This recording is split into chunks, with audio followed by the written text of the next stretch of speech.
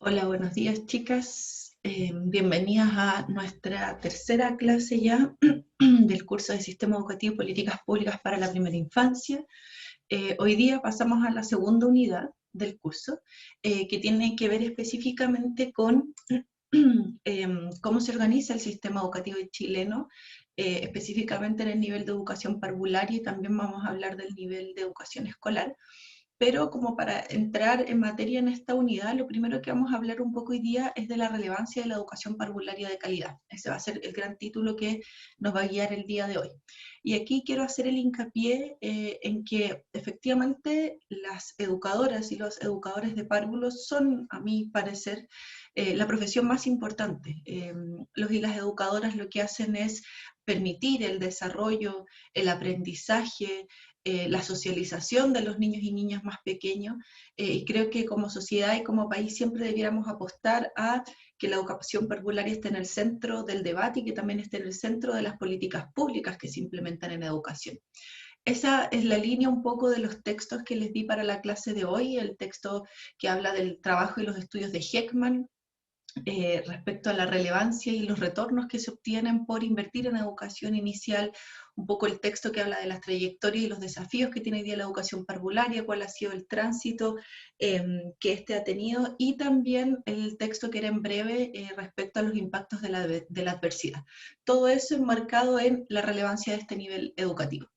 Entonces, ¿qué es lo que vamos a ver hoy día? ¿Cuál es el contenido de la clase? Primero vamos a hablar de por qué es importante la educación parvularia, o sea, la primera infancia, que se entiende por primera infancia. Luego hablar un poco de las implicancias de la política pública. Esto es algo que siempre debiéramos hacer cuando hay temas relevantes que implica en términos de política pública que ese tema sea importante.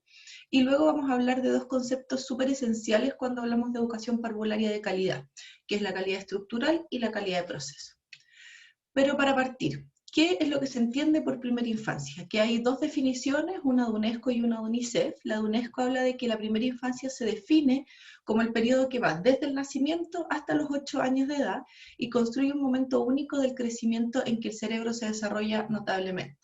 Por otro lado, UNICEF habla de una infancia como un espacio delimitado, un espacio seguro, que es distinto del de la vida adulta, en la cual los niños y niñas pueden crecer, jugar y desarrollarse. Aquí está la relevancia también de separar el mundo de la primera infancia del mundo adulto, y quiero quedarme con 4 puntos que resumen un poco cómo vamos a entender en este curso a los niños y niñas y la primera infancia.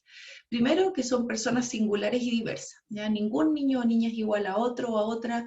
La diversidad de intereses, la diversidad de contextos, la diversidad de realidades en las cuales cada uno de ellos vive, son todos muy particulares. También pasamos de una concepción de ser objetos de protección a sujetos de derechos. Con la Convención de los Derechos del Niño, ustedes lo van a ver en otros cursos, se pasa de pensar la infancia como un objeto al que hay que proteger, al que hay que cuidar de una determinada forma a través de políticas públicas, a sujetos que son de derecho, es decir, ya no solo para protegerlos, sino que ellos deben ejercer y nosotros debemos resguardar el cuidado de sus derechos, derecho al desarrollo pleno, derecho a la educación, derecho a la salud, derecho a tener una familia, derecho a tener un entorno protegido, un medio ambiente que sea adecuado para su desarrollo. A su vez, importante tener muy presente que niños y niñas se relacionan interactivamente con su entorno natural y sociocultural. No son seres aislados a los cuales podamos poner en un ambiente artificial, sino que hay una serie de interacciones con el contexto, y eso siempre lo debemos tener presente, sobre todo cuando desarrollamos políticas públicas.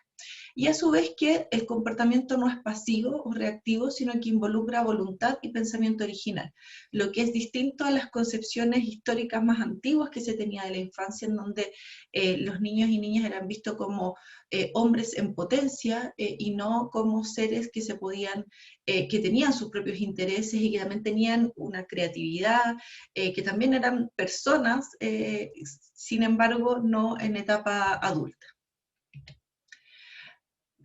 Para resumir, porque en otros cursos, o sea, otros años hemos hablado acerca un poco más profundamente de cómo ha ido avanzando el concepto de infancia, pero quiero quedarme aquí con que la infancia es un concepto dinámico, eso es súper importante, que está cruzado con transformaciones políticas, sociales y económicas, ¿ya? Es decir, la infancia es una construcción social. lo que entendamos por infancia en determinado contexto, en determinada época, no siempre va a ser lo mismo. ¿Ya? Varía en función del contexto histórico, de las transformaciones políticas, sociales que estemos viviendo como país, como sociedades. Hoy día efectivamente hay un discurso de la infancia que está mucho más presente, a veces muy utilizado y mal utilizado por ciertos sectores que utilizan la infancia para impulsar ciertas medidas, pero en el fondo la infancia hoy día está en el centro del debate y con una concepción que hoy día es heredada desde la Convención de los Derechos del Niño y la Niña. Aquí también hablar de que se ha transitado desde una visión de la infancia como una construcción del hombre, y digo hombre porque antes ni siquiera éramos mencionadas en un poco en la filosofía, en la tradición un poco más teórica, y se hablaba de que los niños y niñas, de los niños finalmente, iban a ser eventualmente hombres, y que por ende la educación ahí jugaba un rol muy civilizatorio, más que de desarrollo personal, sino de que prepararlo para ser un ciudadano que tenía que aportar luego al Estado o a la patria. Y luego también se transita hacia una visión un poco más liberal de la infancia como seres en potencia, que eventualmente, si se les dan todas las condiciones apropiadas, van a llegar a ser lo que la sociedad espera que sea un adulto, en determinado tiempo, en determinado contexto. Y hoy día podríamos decir que vamos avanzando hacia una etapa en donde se lo entiende a los niños y niñas como seres completos dentro de su propia etapa de desarrollo, y en donde la educación entrega las oportunidades para un desarrollo presente y también futuro. A mí no me gusta mucho cuando habla de que los niños son una esponja o que los niños y niñas están dispuestos a absorber todo del ambiente. No se trata de eso. Los niños y niñas tienen un pensamiento propio y las interacciones con el contexto van produciendo distintas respuestas que pueden ser positivas o negativas dependiendo de cómo éstas sean. Ahí el texto de En breve respecto al impacto de la adversidad en la primera infancia es bastante claro. Y podríamos decir que hoy día en la actualidad tenemos un doble discurso entre una infancia que es vulnerada, una infancia que es inocente, que no es responsable del entorno en la cual le tocó nacer, pero también mezclada con una infancia que es peligrosa, una infancia asociada a la criminalidad, una infancia asociada a los riesgos. Entonces tenemos un desencuentro hoy día entre cómo pensamos la infancia vulnerada e inocente versus cómo actuamos frente a ella, en muchos casos en temas de política pública. Y aquí quiero ponerles un caso bastante específico, que es el caso de Cristóbal Cabrera. Yo no sé si ustedes saben que Cristóbal Cabrera es el mal llamado Cizarro, y aquí está un claro ejemplo de cómo finalmente tenemos este desencuentro entre cómo pensamos la infancia y cómo actuamos. ¿Ya?